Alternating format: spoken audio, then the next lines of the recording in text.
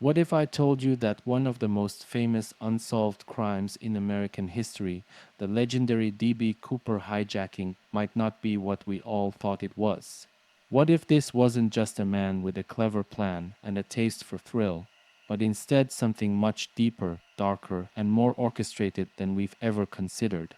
What if D.B. Cooper was more than a criminal, more than just a man seeking quick cash, but a figure caught in the shadows of a secret government operation? D.B. Cooper's story is nothing short of iconic. On a cold November day in 1971, a man using the alias Dan Cooper boarded a commercial flight bound for Seattle. He was calm, composed, and dressed sharply in a suit and tie. But the moment he handed a note to the flight attendant, everything changed. He was no ordinary passenger. This man had a plan. He claimed to have a bomb in his briefcase and demanded $200,000 in cash, 4 parachutes, and a refueled plane ready to fly him anywhere. What followed was nothing short of incredible. The authorities complied with his demands, delivering the ransom money and parachutes at Seattle. But after receiving the money, Cooper made one final move that has baffled investigators for decades. He ordered the plane back into the sky. Then, somewhere over the dense forests of the Pacific Northwest, he opened the rear exit and jumped into the night, disappearing without a trace. $200,000 gone. Cooper gone. Not a single clue to where he might have landed. But here's the twist. What if this wasn't just a heist motivated by greed? What if it wasn't about the money at all? Theories about D.B. Cooper's motives have circulated for years, but one angle that's rarely explored is the possibility that Cooper wasn't acting alone or independently at all. Could this have been a carefully orchestrated operation involving the government itself? Consider this. Cooper's calm, calculated demeanor, his detailed knowledge of the plane's mechanics, and the seemingly flawless execution of the escape all hint at more than just a man seeking a quick payday. Was this really the work of one man, or was there a larger agenda behind it, something the public was never meant to uncover? This case continues to captivate us because it leaves so many questions unanswered. Why would someone go to such lengths, risking everything for a payout that was never even used? And why, after all these years, does it feel like we've only scratched the surface of what really happened that night? Today, we're diving into the possibility that D.B. Cooper's hijacking wasn't about the ransom at all. What if this was part of something much bigger, something designed to test the limits of airport security or even cover up an operation we may never fully understand? Could the government itself have been involved in helping him vanish, wiping out the traces of his identity to protect a mission that went far beyond money? In this series, we're not just looking at the classic mystery. We're peeling back the layers and asking, was D.B. Cooper a pawn in a much larger game? Was his disappearance the result of something more sinister, a secret government operation designed to ensure he would never be found? What if D.B. Cooper never intended to live out the rest of his days in hiding, constantly looking over his shoulder? What if instead he pulled off one of the most brilliant vanishing acts in history, faking his own death and starting a new life entirely? A life far removed from the legend of a man who leapt out of a plane with $200,000 strapped to his body. Imagine this. D.B. Cooper didn't just disappear into the wild. He disappeared into a new identity, a new world, leaving behind nothing but questions and theories. But could it really have been that simple? Let's entertain a radical possibility for a moment. D.B. Cooper might have done something that only the most calculated criminals could pull off in the 1970s. He might have faked his own death and created a new identity. While it sounds like something straight out of a spy novel, think about the context of the time. The 1970s were a far different world when it came to tracking people. No internet, no digital records, no modern-day surveillance. People disappeared back then, people who didn't want to be found, people who knew the right steps to take to slip through the cracks. So how would Cooper do it? Let's break it down. After the jump, he could have staged his death in the wilderness, leaving behind just enough evidence to make authorities believe he didn't survive. With his new fortune in hand, he could have carefully laid the groundwork for a brand new identity, obtaining fake documents, blending into a new town, even joining underground networks that helped people vanish. It was all possible, especially with the kind of planning and foresight Cooper seemed to possess. There are historical examples of people who've pulled off similar feats. Take Frank Abagnale, the infamous conman who lived multiple lives and identities, evading capture for years. People in the 1970s had more tools than we might think to disappear entirely. And Cooper had the advantage of planning. He knew exactly what he was doing when he leapt from that plane. Why wouldn't he have had an exit strategy just as detailed? And then there are the sightings. Over the years, there have been numerous claims from people who swore they saw D.B. Cooper living quietly under a new name, tucked away in small towns or remote regions. Many of these sightings were dismissed either for lack of evidence or because the people reporting them didn't seem credible. But what if we're overlooking something? Could some of those sightings actually hold the key to unraveling the mystery of his new life? Cooper could have been smarter than we ever gave him credit for. After all, if his real motive wasn't just the money, but total escape, then a fresh identity, a life of anonymity, and disappearing from the eyes of the world could have been his true endgame.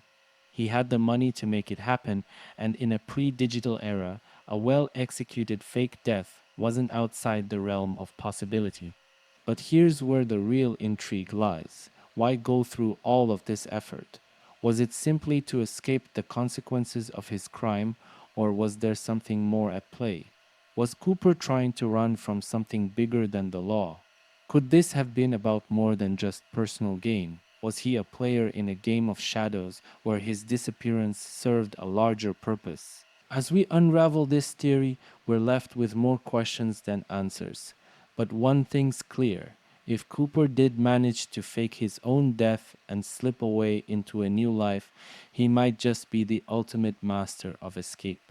What if the story we've all been told, the one about a lone man executing one of the most daring hijackings in history, was missing a critical piece? What if D.B. Cooper didn't act alone? Imagine this. Cooper wasn't just a solo mastermind, but part of a carefully coordinated team. A team that ensured his escape was flawless and his identity forever buried. Could this be the real reason why Cooper vanished so cleanly and why the money never surfaced? Let's dive into the possibility that D.B. Cooper wasn't working alone, but had an accomplice or even multiple accomplices helping him disappear into the night. When we look closely at the logistics of Cooper's jump, the idea that he did it all by himself starts to raise more questions than answers. He demanded the plane fly at a low altitude and a slow speed, which tells us he had some knowledge of how to make the jump safely. But would that really be enough? The terrain below dense forests, rugged mountains, and frigid rivers wasn't exactly forgiving. Surviving that jump would have required more than just parachuting skills. It would have required an escape plan on the ground. This is where the theory of multiple hijackers comes into play. What if Cooper wasn't just a lone wolf, but the frontman for a larger operation? Think about it. A partner on the ground could have been waiting at a designated spot, ready to pick him up after the jump. Someone familiar with the landscape, someone who knew exactly where Cooper would land, could have whisked him away to safety before anyone even knew what had happened. Let's consider the possibility of radio communications between Cooper and someone on the ground. The FBI initially searched the areas surrounding the projected jump zone, but what if Cooper had a partner who could guide him to a more secure location? There are reports of odd behavior from airport staff and radio operators that night, little blips that, in hindsight, could suggest a coordinated effort. Could these have been signals, messages, or even cues that Cooper wasn't alone in his escape? And here's where it gets even more interesting: the missing money. Despite all the efforts to track the ransom, Nearly all of the $200,000 disappeared without a trace, save for a small bundle discovered years later along a riverbank. But think about it: if Cooper had help, if someone else was in on the job, they could have easily split the cash and scattered it. Multiple people handling the money would make it that much harder to track. It would also explain why no large amounts of the ransom bills were ever found in circulation. This theory doesn't just shift the narrative, it opens the door to a completely different kind of operation. A coordinated heist where Cooper played his part perfectly, but wasn't the only player. Maybe there was someone in the background orchestrating the whole thing, or even an accomplice on the plane itself, someone who helped him blend in before the hijacking went down.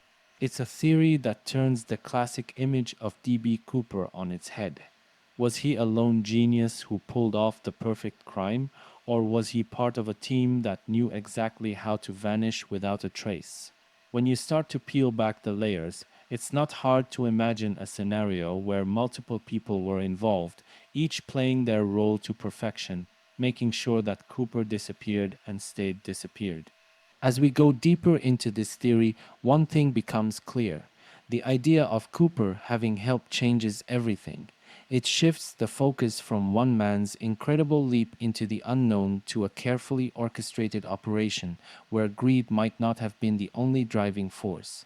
Could this have been a well planned inside job with accomplices pulling strings from behind the scenes, ensuring that Cooper's name would become legend while the true masterminds walked away unnoticed?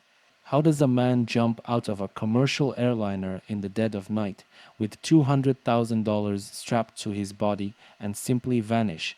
Not a trace, not a clue, just gone.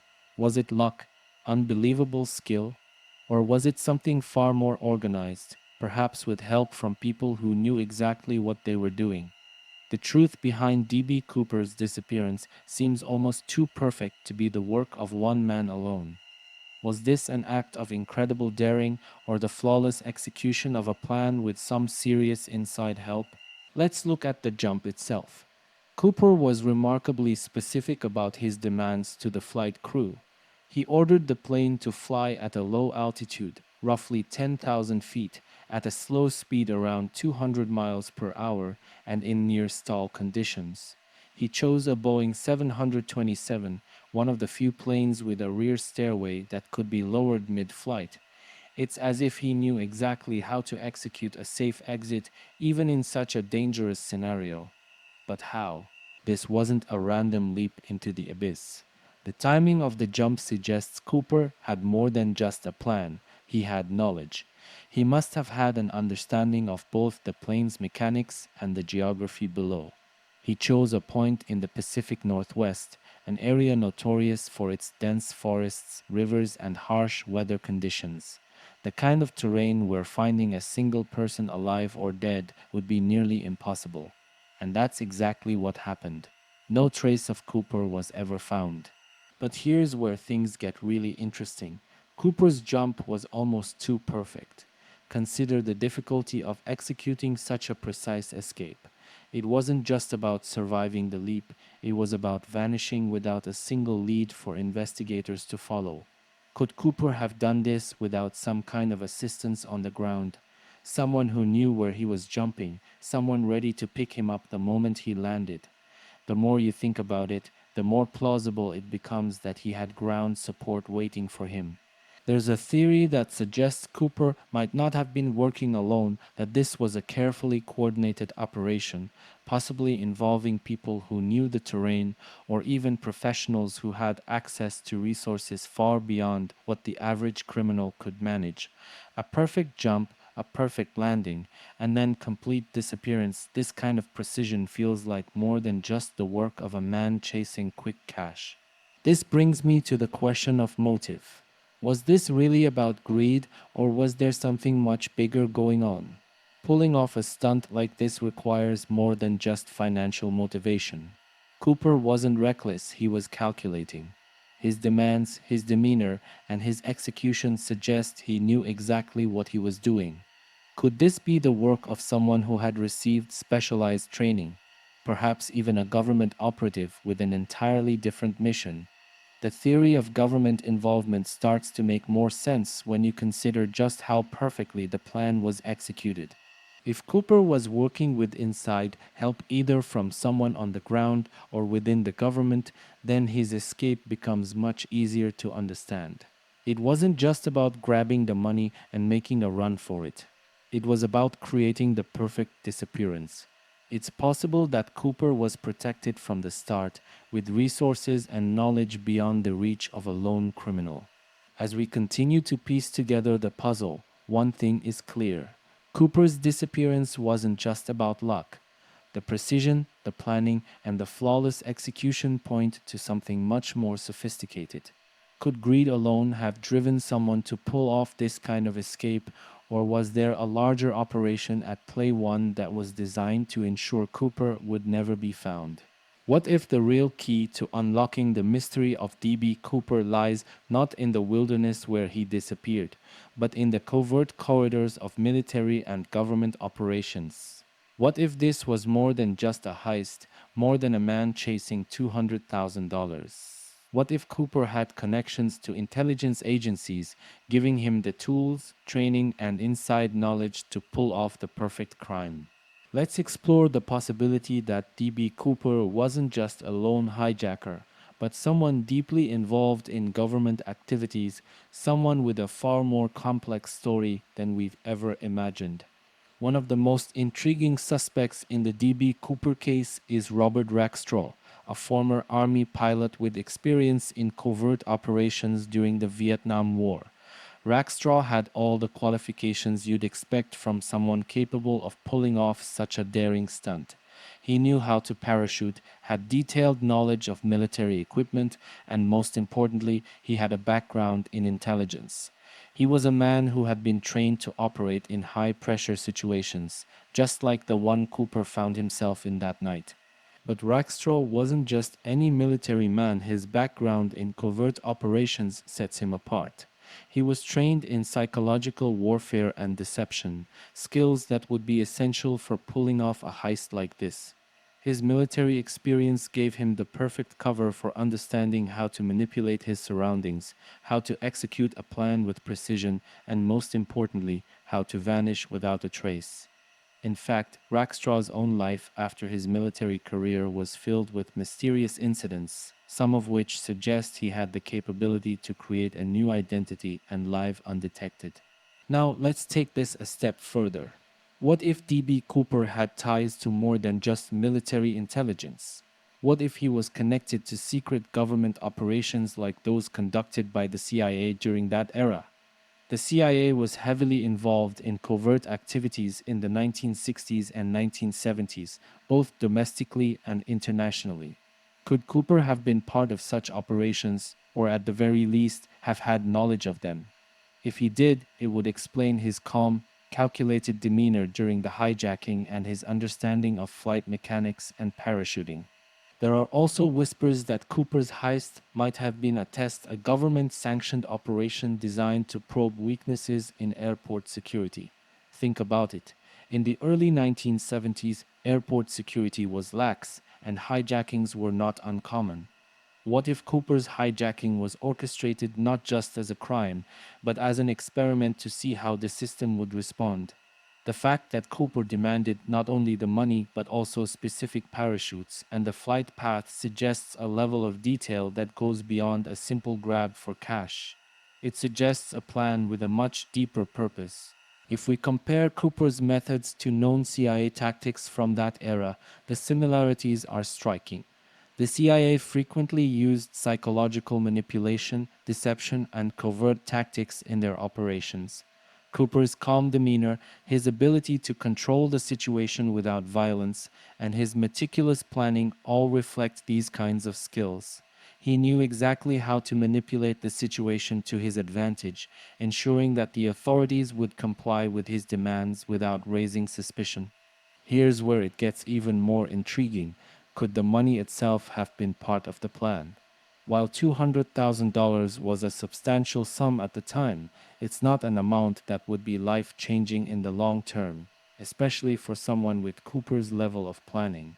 So, what if the money wasn't the end game? What if it was a distraction, a way to cover up a larger operation or test? The fact that the vast majority of the ransom money has never surfaced only deepens the mystery. If Cooper or whoever he was working with was truly motivated by greed, wouldn't we expect to see that money circulating? The fact that it hasn't shows that something more could have been at play. As we explore the possibility of government involvement, the question shifts from who Cooper was to why he did what he did. Could this have been an experiment, a probe, or even a cover up for a larger scheme? The connections between Cooper's methods and known CIA tactics raise the possibility that we're not dealing with a simple hijacker, but someone with access to resources and knowledge far beyond the average criminal. And if that's true, then maybe we've been looking at this case all wrong. Perhaps it wasn't about the money at all. It's been over 5 decades since D.B. Cooper vanished into the night with $200,000 in ransom cash. Yet, despite an extensive investigation and years of searching, almost none of that money has ever re entered circulation. Think about that for a moment.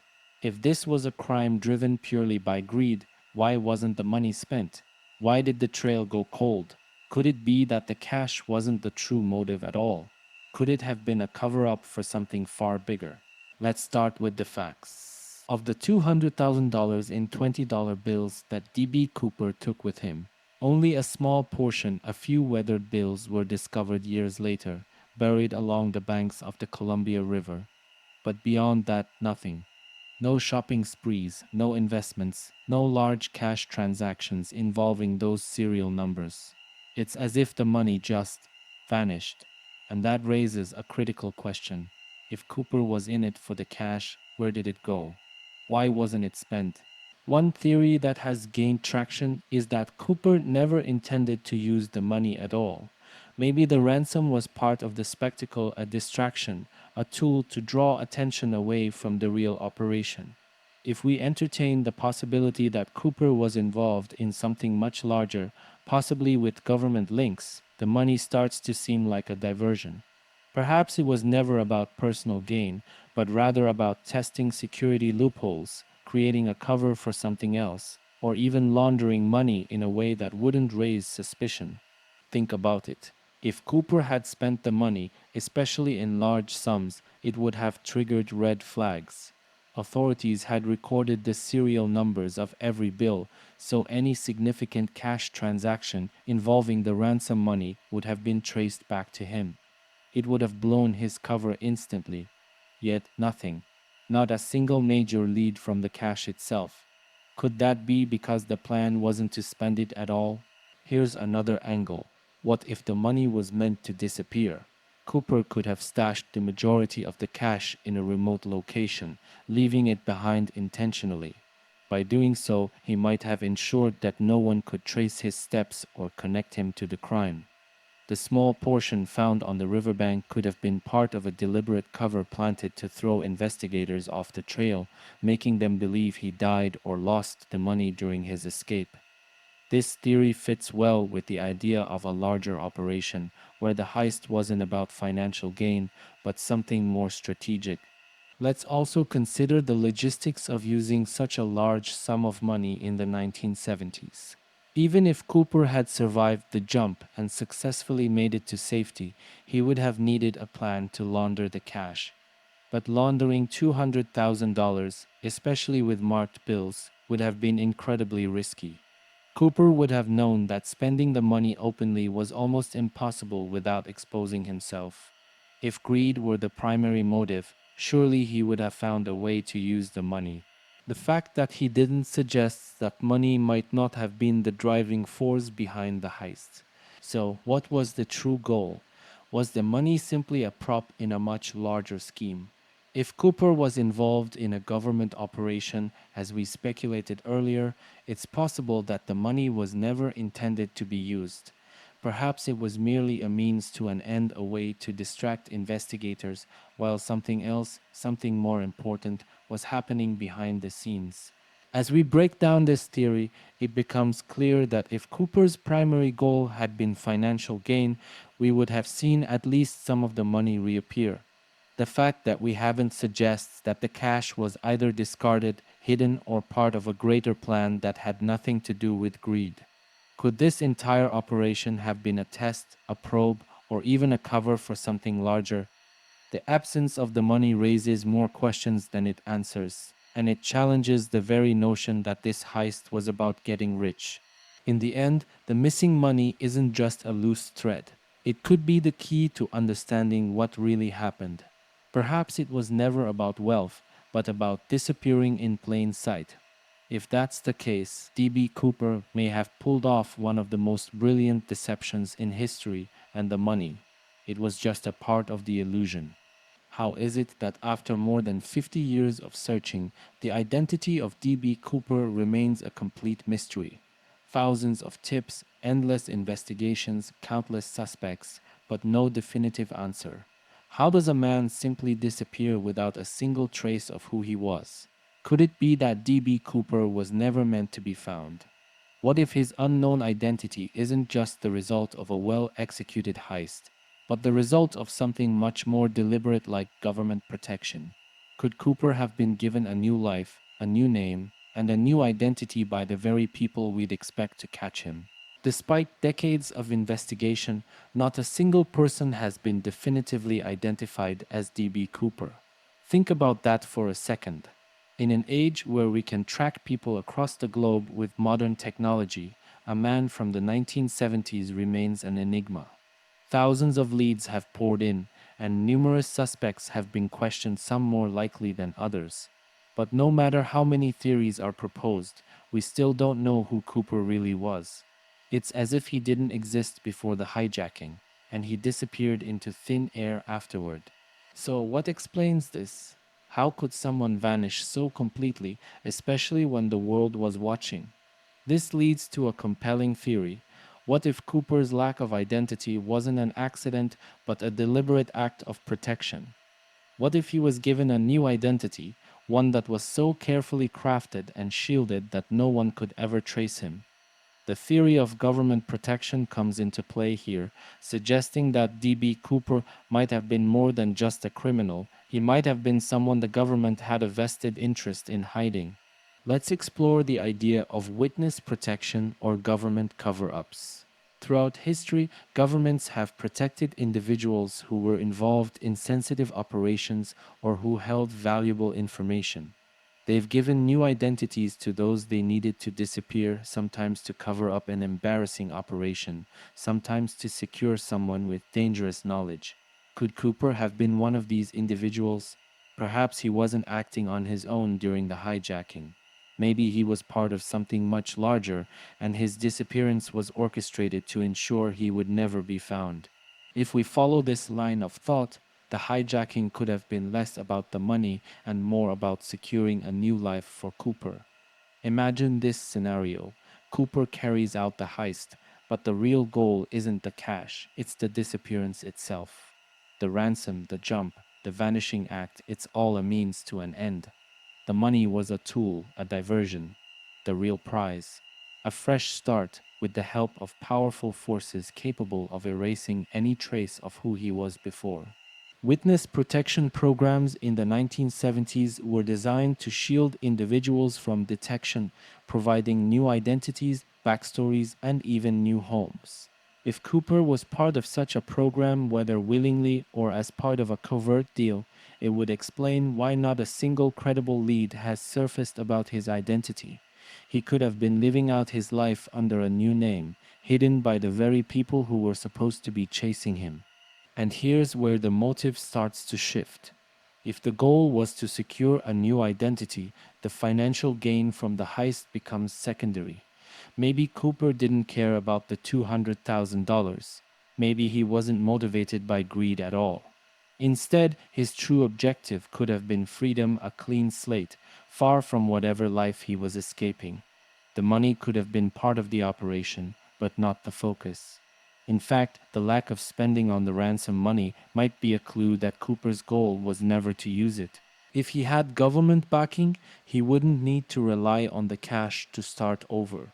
He would have everything he needed provided for him.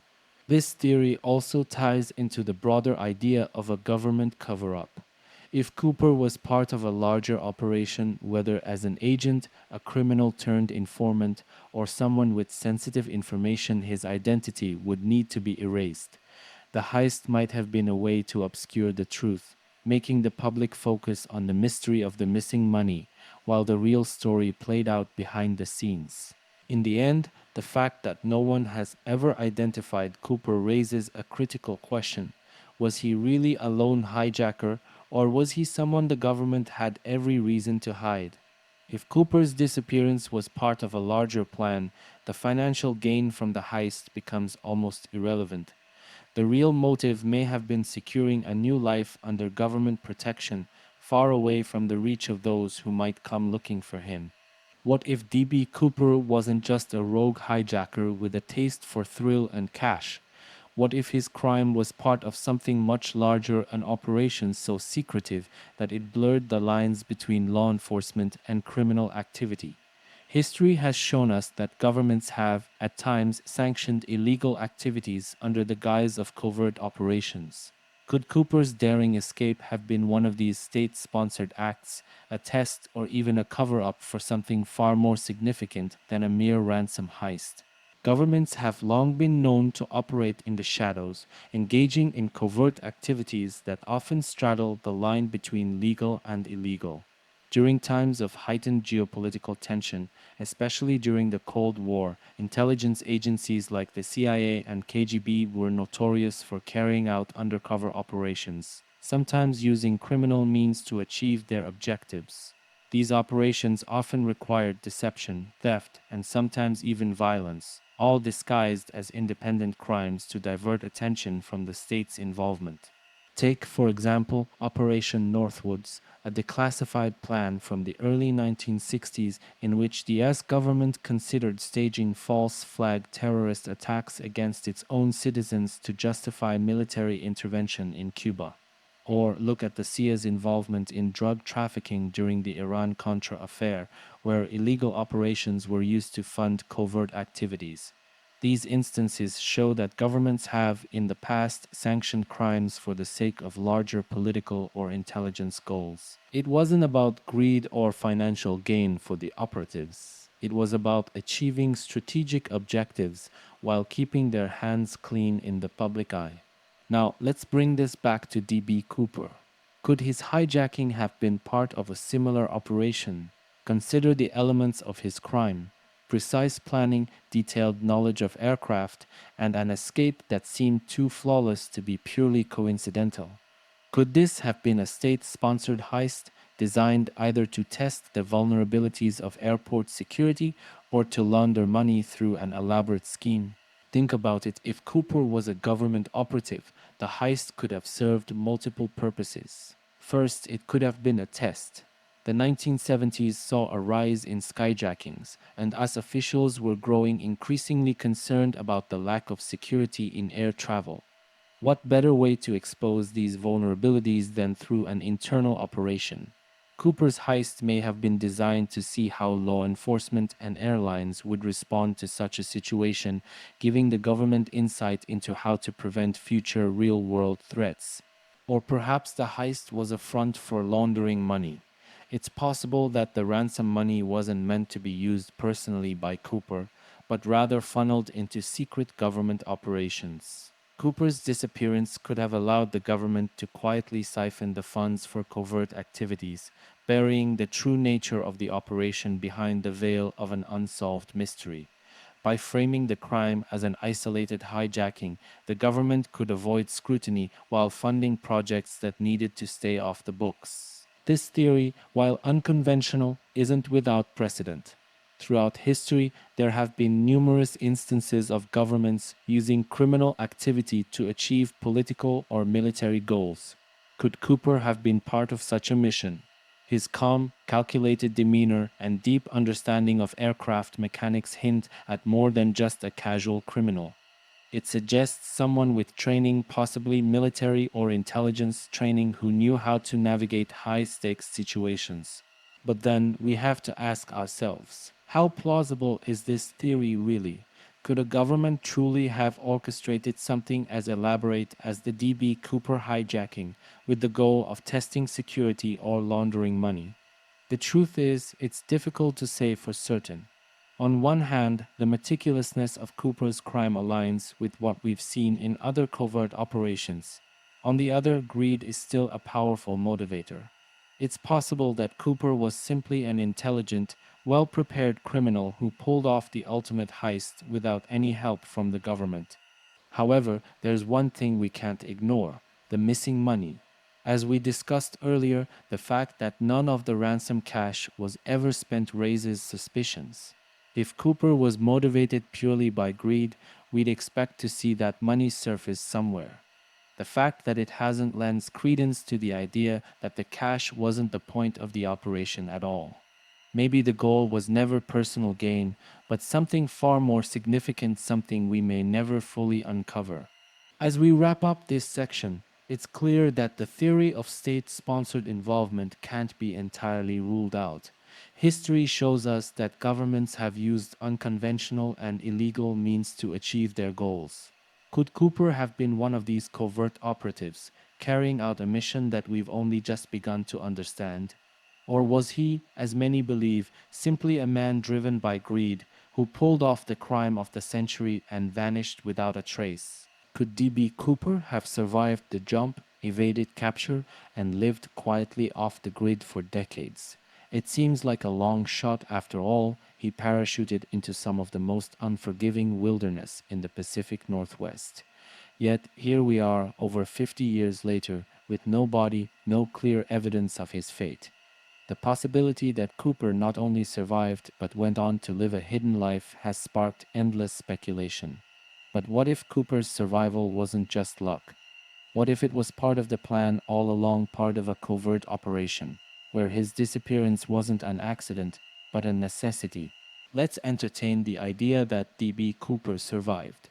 The initial assumption by many was that Cooper jumped to his death that night, that he couldn't have survived the freezing temperatures, the rugged terrain, and the sheer danger of the leap. But is that really the case? People have survived far worse with far less preparation. What if Cooper wasn't just an ordinary criminal, but someone with specialized training, perhaps military or government training, that gave him the skills to disappear without a trace? It's important to remember that Cooper seemed unusually well prepared. He knew the aircraft intimately. He understood how to request the plane's flaps be lowered, how to ensure the plane stayed low and slow, and how to time the jump perfectly. This isn't the kind of knowledge that the average person would have. Could Cooper have had military or survivalist training that allowed him not only to make the jump safely, but to survive and thrive afterward? A man with that level of expertise wouldn't have landed blindly in the wilderness. He would have had a plan, perhaps a stash of supplies, a prepared escape route, and a safe place to hide. Now, let's take this a step further. If Cooper was part of a covert operation, his survival becomes even more plausible. The need for secrecy would have been paramount, and his disappearance wouldn't just be a lucky break, it would have been part of the mission. Governments, especially during times of intense political tension, often engage in black operations missions so secretive that they're completely disavowed by the state. If Cooper was involved in such an operation, the need to vanish would have been critical. In fact, his survival might have been arranged, with safe houses, new identities, and support systems already in place. Consider the possibility that Cooper was given a new life under an assumed identity. Witness protection programs existed even in the 1970s, designed to erase the old lives of individuals who needed to disappear for their safety or as part of government deals. Cooper might have been placed in one of these programs, tucked away in some remote corner of the country, living quietly, far from the public eye. It wouldn't have been difficult for someone with government backing to remain hidden for decades. The tools to create new identities, combined with the lack of modern tracking technology in the 1970s, would have made it relatively easy for Cooper to start fresh. But why would someone want to disappear so thoroughly? If Cooper's hijacking was part of a larger covert operation, the motive to vanish becomes clear. Whether he was testing security, laundering money, or serving a greater purpose, his survival and disappearance could have been essential to ensuring the operation's success. Cooper might not have been driven by greed, but by the need for a new identity, for freedom from his old life, or even as part of a deal with the government. In this scenario, the money wasn't the end goal. It was a means to orchestrate the perfect disappearance. We've already discussed how the money, save for a small portion, never re-entered circulation. If Cooper had survived and wanted to live off the ransom, surely some of that money would have surfaced over the years. The fact that it didn't suggests that perhaps the financial gain wasn't what Cooper was after. The real prize might have been the new life, the freedom from whatever past he was running from, or the obligations he had to fulfill as part of a covert mission. Greed, in this case, may have been the cover for a far more complex and calculated escape. So, could D.B. Cooper still be alive? The evidence doesn't definitively say one way or the other, but the theory of survival is certainly compelling. The fact that no body was ever found, combined with Cooper's skillful execution of the heist, points to the possibility that he made it. If he did, it's likely he's been living under a completely new identity, aided either by his own planning or by government support. And as we've seen, this wouldn't be the first time that the government has helped someone vanish for the sake of a larger mission. It raises the question, was Cooper's disappearance about escaping justice, or was it part of a much larger operation, one that required him to slip away quietly and never be heard from again? After all these years, we are still left with one of the most enduring mysteries in American history. D.B. Cooper's audacious hijacking and subsequent disappearance have left us with endless questions, but perhaps the most important one is this: was it greed that drove him, or was there something far bigger at play? Was D.B. Cooper simply a man who saw an opportunity to make a quick fortune, or was he a key figure in a much larger, far more secretive operation, one that required him to disappear into the shadows? Let's recap some of the key theories we've explored throughout this journey. At first glance, the D.B. Cooper case seems like the story of a daring individual seeking financial gain. He demanded $200,000 in cash, executed a flawless heist, and vanished. For many, this alone suggests that greed was the primary motivator. But as we've dug deeper, cracks begin to form in that simple narrative. We've considered the possibility that Cooper's hijacking wasn't about the money at all. The fact that none of the ransom money has surfaced, save for a small portion, strongly suggests that financial gain wasn't his end game. And the meticulous planning, the perfect jump, the total disappearance, these elements point to something far more complex than just a criminal motivated by greed. Then there's the government involvement theory. We've explored Cooper's possible links to military or intelligence operations, particularly figures like Robert Rackstraw, with his background in covert warfare and deception. Could Cooper have been involved in a state-sponsored operation, either testing security loopholes or serving as part of a broader covert mission? The clues, the lack of an identity, the missing money, the flawless execution all hint at the possibility that this wasn't a lone man pulling off a heist, but a man who had help, perhaps even government help. We've looked at the ways in which governments have, throughout history, sanctioned criminal activities to achieve hidden objectives. From money laundering to false flag operations, there are countless examples of states operating in the gray areas of the law, using individuals like Cooper as pawns in much larger games. Could Cooper have been one of these operatives? Could his survival and disappearance have been orchestrated by the government to serve a higher purpose? In the end, we are left with two main possibilities. Was D.B. Cooper simply a man motivated by greed, or was he part of a state-sponsored operation that required him to vanish from the public eye? Here's where my thoughts come in. As compelling as the idea of a rogue hijacker driven by financial gain may be, I find the government involvement theory even more intriguing. There are too many unanswered questions for this to have been a simple crime. The missing money, the perfect execution, the lack of any confirmed identity, these are not the hallmarks of a common thief. They are the signs of something much more organized, something that involved careful planning and possibly government support. If Cooper was working for or with the government, the need for him to disappear becomes clearer. Perhaps he was testing the limits of airport security. Perhaps the money was never intended to be used. Perhaps the true purpose of this operation was something we'll never fully understand. But one thing is clear: D.B. Cooper knew exactly what he was doing, and his disappearance was no accident. In the end, this case remains unsolved, and the truth may never fully come to light. But I leave you with this question: was D.B. Cooper just a man after a quick payday, or was he part of a much larger conspiracy, protected by those who needed him to stay hidden? The answers are elusive, but one thing's for sure: this mystery will continue to captivate and confound for years to come. I invite you to draw your own conclusions. Was this about greed, or was D.B. Cooper a pawn in a larger game of shadows? Whatever the answer, it's clear that his story will remain one of the greatest unsolved mysteries of our time.